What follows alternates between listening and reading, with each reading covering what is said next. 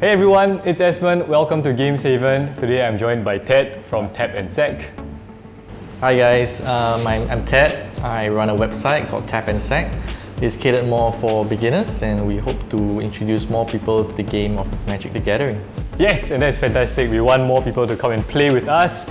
And in order to do that, you need to know how to build your EDH deck and how many lands and ramp cards you need to put inside. So this is what this whole episode is about. We want to teach you how to determine for yourself how many lands, how many ramp cards you need to put in your deck. Because you want to optimize that number in order to maximize the number of fun things you can put in your deck. I mean, you don't want half your deck to be just lands and ramp, right? Yeah. That's just boring stuff. So we're here to teach you how to calculate it for yourself. If for some reason you don't want to calculate it for yourself, this is a baseline that you can start with. The answer to how many lands and ramp cards you need in your deck is 37 lands and 7 ramp cards. Yep, and these are all the assumptions we used. So with 37 lands and 7 ramp cards, you actually have a more than 50% chance of having a keepable hand, meaning you have 3 to 5 lands in your opening hand. If you mulligan, that odds go up even higher, as you can see. And you also have a good chance of finding at least 1 ramp card in your first 3 turns. So we are assuming that all your ramp cards cost 3 CMC or less. Anyway, that's a lot of details. If that's all you wanted to find out from this video, then thank you for watching. Otherwise, we are going to go through some of the assumptions we used and how we calculated it. And we're going to start with the question of what exactly is ramp. Why is it necessary, right? I mean, Ted, how many lands do you put in your typical EDH deck? And how did you get to that number? Right. Generally, I would want a minimum of 33 lands because that is a third of the 99 cards in your deck. But usually, you will want to put more lands and even more ramp cards because you want to get ahead in the game and accelerate. Yeah. So the thing is that, like you said, if you play more lands, you have a higher chance of hitting all your land drops. And it's important to get to like 4, 5, 6 lands, right, in EDH. So you can technically just put in 40 lands with 0 ramp cards. And you have a very high consistency, a high chance of getting, 5 mana by turn 5. That's right. Yeah, you would get a higher chance of getting lands in your opening hand.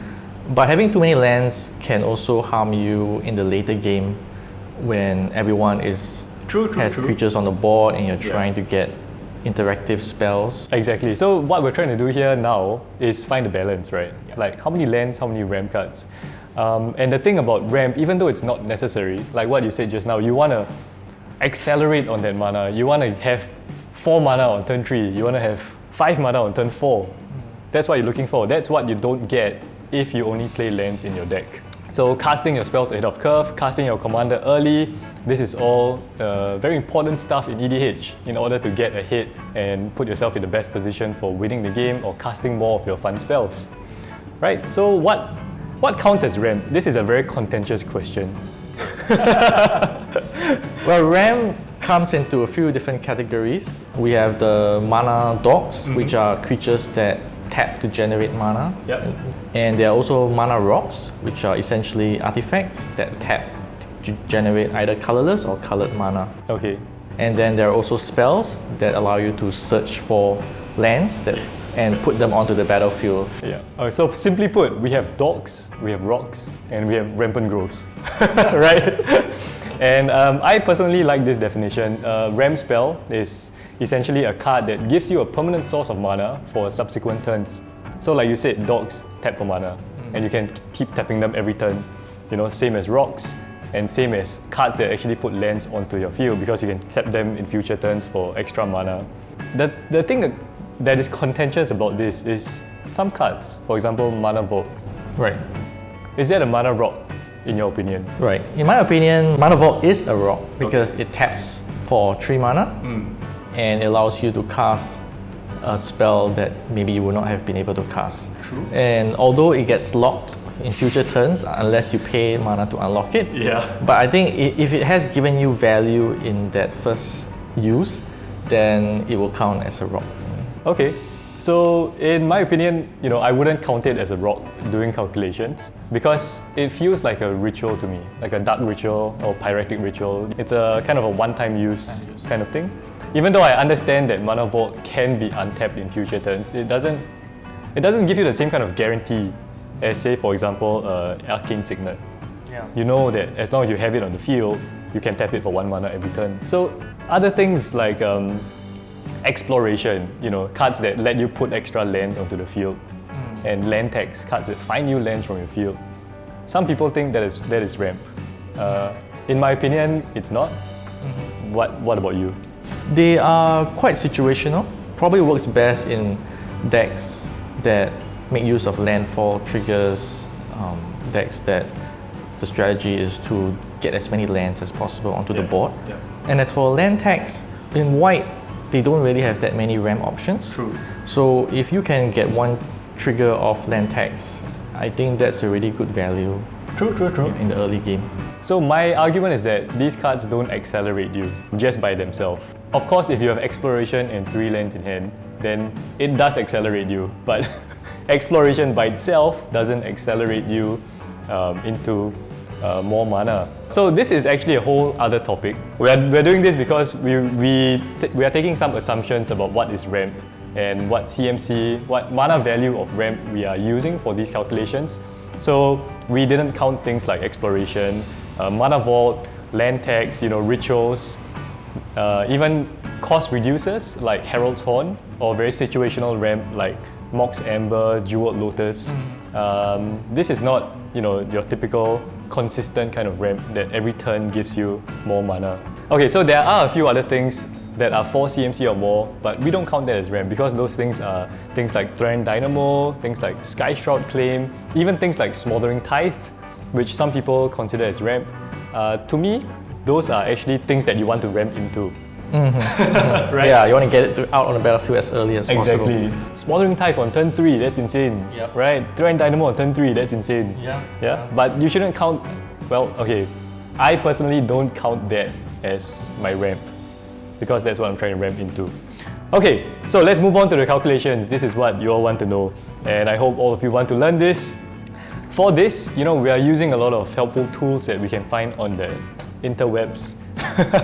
And the first one is from EtherHub, and they have this hyper geometric calculator. So let's say you're trying to find out how many lands you want in your opening hand.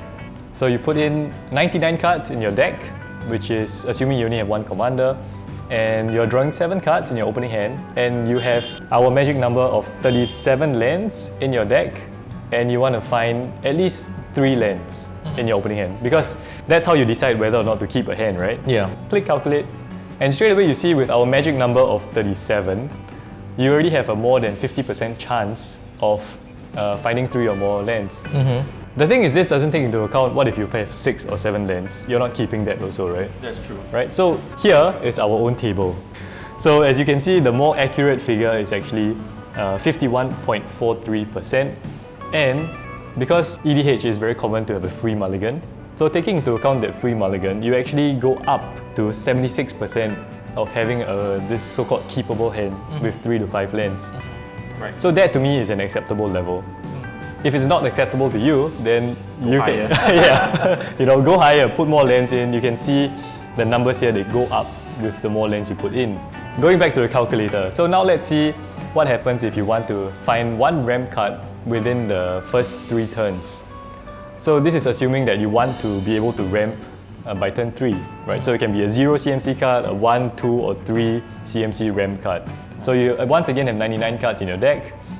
This time you're actually looking at the top 10 cards because you're drawing 1 every turn, and our magic number of 7 ramp cards in your deck, you're trying to find at least 1.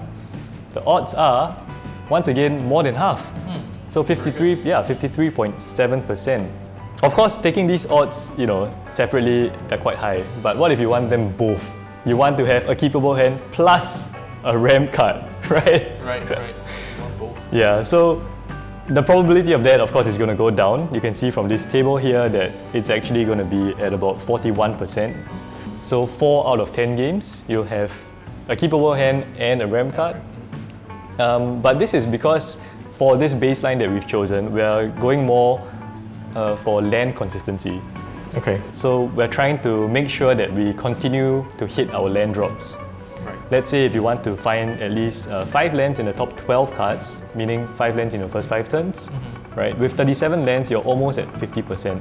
So 37 lands gives you a very good chance of consistently hitting your land drops until at least turn 5, right? Of course, looking at this table, you can see that if you only want to put 44 cards, lands and ramp in your deck, the highest percentage would be if you went for 32 lands and 12 ramp cards. This would up your odds to 47% chance that you would have a keepable hand and a ramp card, assuming 1 mulligan. Okay, so that's a lot of numbers, right? Yeah. Gotta look through all that again. Yeah, so that's a lot of numbers. Once again, check out the article if you want to see more in-depth calculations. Okay, so now for yourself, if you want to do this calculation for your own deck, because every deck is different. Like I said, most of the commanders, popular commanders are 4 or 5 CMC, but there's things like Belby, 2 CMC commander that gives mana, so maybe you don't need rocks, right? Or you have things like the Dragon, which is 9 mana. With definitely rocks. Yeah. So every commander, every deck is slightly different. And if you really want to optimize it for yourself, these are some of the questions you have to ask yourself first. For this deck, what is a keepable hand? How many lands do you want to see? Do you want to see at least 3 but less than 5, like what we did? Or do you just need 2 lands to function? Maybe all your ramp cards are actually 2 CMC or less. So you only really need 2 lands in your opening hand. Right. Maybe 2 to 4 lands. And perhaps also consider the colors of your deck. Meaning if you're only running 2 colors versus a 5 color deck, for sure, then the variance of what lands and how many lands you have in your opening hand will come into play. Yeah, so that's a whole other topic about color fixing. Yes. Once again, we are assuming that all the lands here enter, with all the colors you need and they enter untapped. But the second question you have to ask yourself is, which is more important for you? Do you want to consistently hit your land drops, or are you prioritizing early ramp? Which means a more explosive game. Yep. You have to play test a little bit. Yes. Right? So when you have a number of lands and ramp and you just play test it with yourself if needed, just shuffle a few different hands and see how many lands you get, how many rocks you get. And then you have an idea of whether you're comfortable with that number and you can adjust accordingly. Remember, check out Tab and Tech. Ted has a ton of great articles there for beginning Magic players, even experienced Magic players, and hopefully you learn something with this video. Especially if you're new to Magic and you're building your first deck in Commander. It's harder to get it right because there are 99 cards, so you want to be able to get lands in your opening hand, otherwise you'll be left behind in the game. And that's quite sad. So remember, 37 lands and 7 ramp cards. That is kind of what I would recommend as a baseline, as a starting point for anyone who wants to kind of minimize the number of these cards you want to put in your deck while still having it function well. So that's it for this episode. Subscribe, like the video, comment down below, what you think of this, whether we made any mistakes. If you have a different opinion also, please let us know. Yeah, and maybe let us know, some of the common assumptions that you make when building a deck or deciding how many number of these cards to put in your deck. And also, one last thing, let us know what kind of topics you would like us to talk about in the future episodes. Because just now we had this big discussion about what is ramp, right? And then we had another question about the color fixing. Correct. Because here we assume that all the colors are already fixed. Right? So color fixing is another big issue that I think we want to tackle in the future. But that's it for this very first episode. I hope all of you learned something from it, and I hope it was entertaining enough. So that's all for this video, and we'll see you next time. See you next time. Bye. Bye.